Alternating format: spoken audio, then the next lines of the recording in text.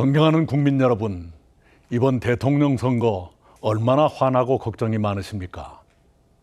오늘 저는 여러분이 궁금해 하실 만한 것 중에서 두 가지에 대해서만 말씀드리겠습니다. 하나는 저희 개인적인 문제로 제가 어떻게 김문수를 지지하게 됐는가 하는 것입니다.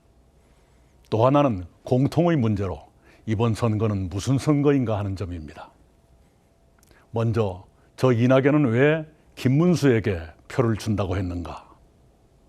저도 일주일 전까지도 김문수 지지를 상상하지 않았습니다. 김문수와 저는 같은 대학교에 입학 동기지만 단과대학이 달라 한 번도 만나지 못했습니다.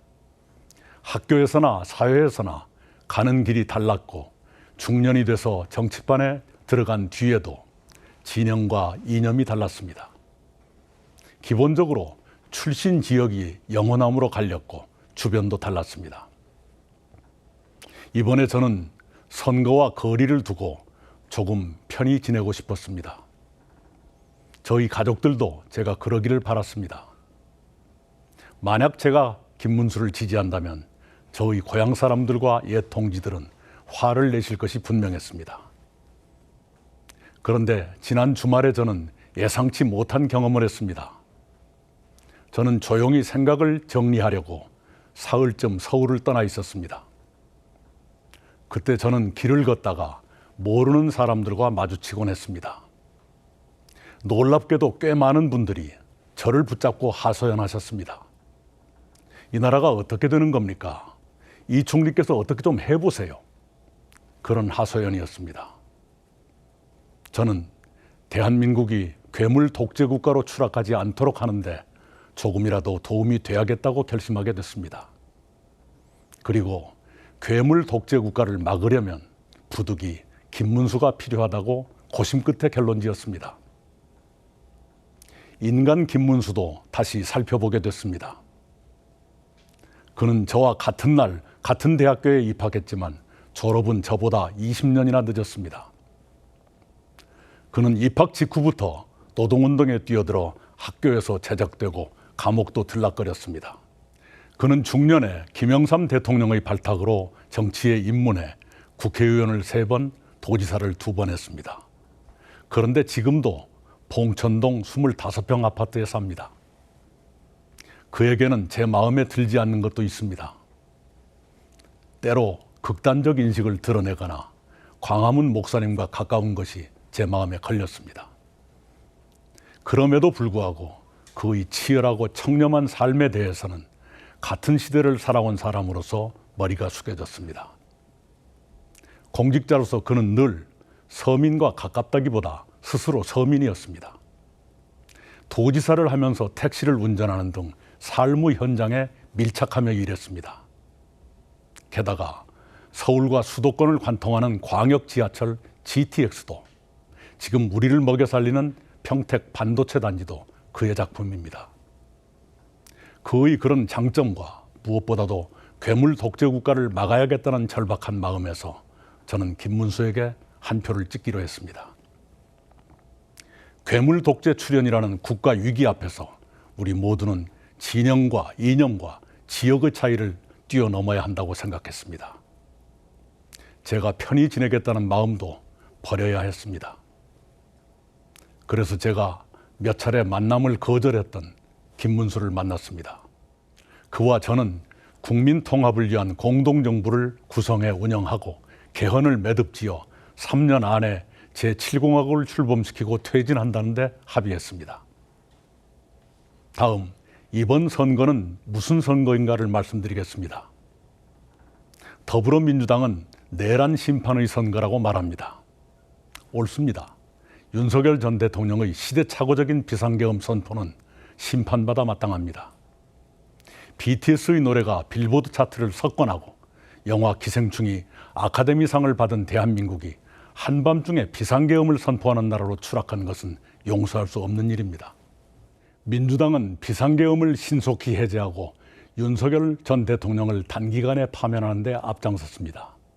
그런 민주당이 만약 법적 도덕적으로 시비할 것이 없는 후보를 내놓았더라면 이번 선거는 내란을 심판하고 국가 미래를 설계하는 아름다운 선거로 깔끔하게 진행됐을 것입니다.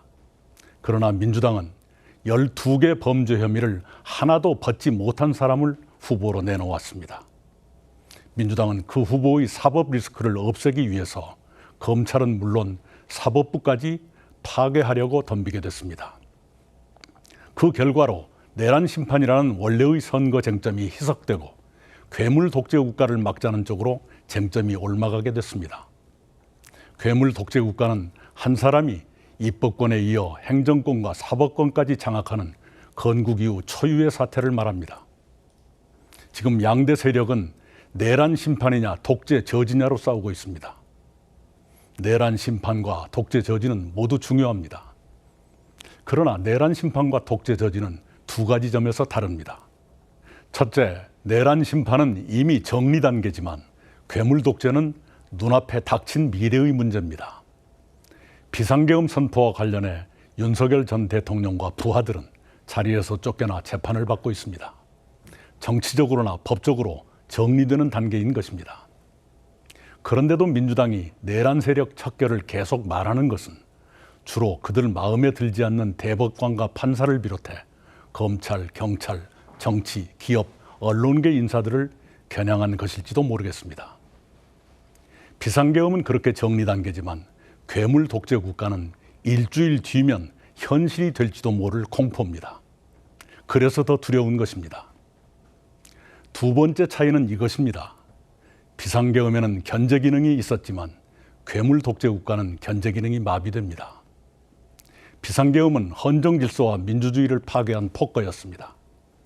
그러나 국회의 해제 결의라는 견제 기능이 작동했기 때문에 2시간 33분 만에 해제가 결의됐습니다. 윤석열 전 대통령에 대해서도 마찬가지입니다. 국회의 탄핵 소추라는 견제 기능이 작동해서 비상계엄 넉 달 만에 파면됐습니다.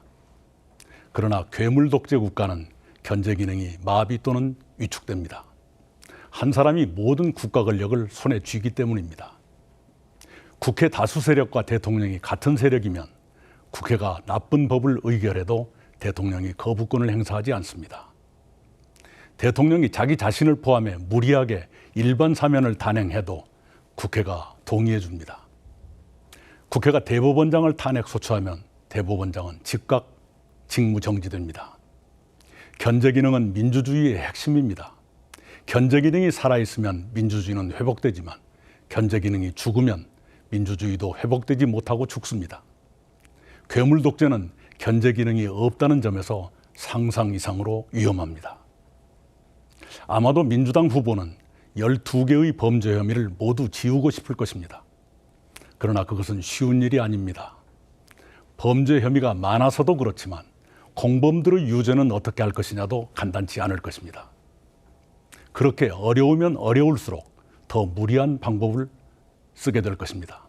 그 과정에서 법치주의는 누더기가 되고 민주주의도 바스라질 것입니다. 그렇게 대한민국이 결단나는 것입니다.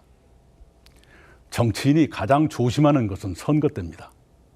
그러나 어떤 세력은 선거 중에도 사법부 겁박과 장악 준비를 멈추지 않습니다.